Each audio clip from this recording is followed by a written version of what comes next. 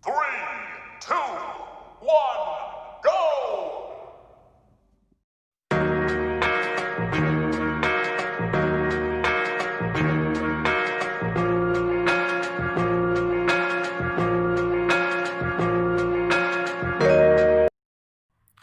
Assalamualaikum warahmatullahi wabarakatuh. Di sini saya akan menjelaskan tentang model pembelajaran pemrosesan informasi. Prinsip dan karakteristik model pembelajaran pemrosesan informasi. Model belajar pemrosesan informasi ini sering pula disebut model cognitive information processing, karena dengan proses belajar ini tersedia 3 taraf struktural sistem informasi, yaitu 1. Sensori atau intake register, yaitu informasi masuk ke sistem melalui sensory register, tetapi hanya disimpan untuk periode waktu terbatas. 2. Working memory, yaitu pengerjaan atau operasi informasi berlangsung di working memory. Di sini berlangsung berpikir yang sadar. 3.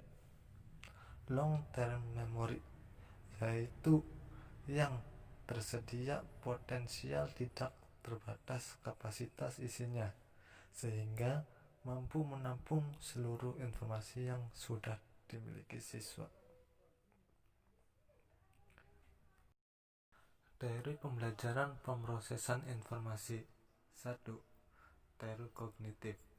Model pemrosesan informasi ini didasari oleh teori belajar kognitif dan berorientasi pada kemampuan peserta didik memproses informasi yang dapat memperbaiki kemampuannya. 2. Teori template. Teori template mengusulkan bahwa pola-pola tidak diuraikan semua. 3. Teori ciri. Teori ciri memungkinkan untuk menggambarkan sebuah pola dengan membuat bagian-bagiannya. 4. Teori struktural. Suatu teori menentukan bagaimana ciri dari sebuah pola bergabung dengan ciri dari pola tersebut dan menekankan pada hubungan antar ciri bahwa Sutherland benar. 5. Teori teknik penyebutan sebagian, yaitu ada 2, model Sperling dan model Summerhat. 6. Teori Leher-Botol, teori yang mencoba menjelaskan bagaimana orang menyeleksi informasi ketika beberapa tahap pemrosesan informasi menjadi kelebihan beban dengan terlalu banyak informasi. 7.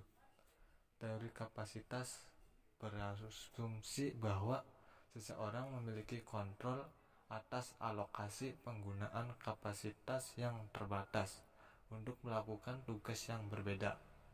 8. Teori pemrosesan otomatis. Beberapa teori berpendapat bahwa kebanyakan hal yang kita lakukan tidak ditentukan oleh pilihan-pilihan disengaja, tetapi lebih ditentukan oleh ciri-ciri lingkungan yang mengawali proses mental yang berlangsung di luar kesadaran. 9. Teori memori. Sebuah teori memori yang diusulkan oleh Atkinson dan Shiffrin yang menekankan pada interaksi antara penyimpanan sensoris, memori jangka pendek dan jangka panjang. Aplikasi model pengajaran pemrosesan informasi. Dalam kegiatan pembelajaran menurut Robert M. Gardner mengemukakan ada 8 fase proses pembelajaran. Ke-8 fase itu sebagai berikut. 1. Motivasi, yaitu fase yang memulai di awal pembelajaran dengan adanya dorongan melakukan suatu tindakan dalam mencapai tujuan tertentu. 2. Pemahaman, menerima individu dan memahami informasi yang memperoleh dari pembelajaran. 3. pemerolehan, yaitu individu yang memberikan makna atau mempersepsi segala informasi yang sampai pada dirinya sehingga terjadi proses penyimpanan dalam memori peserta didik. 4. Penahanan, yaitu menahan informasi atau hasil belajar agar dapat menggunakan untuk waktu jangka panjang, mengeluarkan kembali informasi yang telah disimpan bila ada rangsangan. 6. Generasi, yaitu menggunakan hasil pembelajaran untuk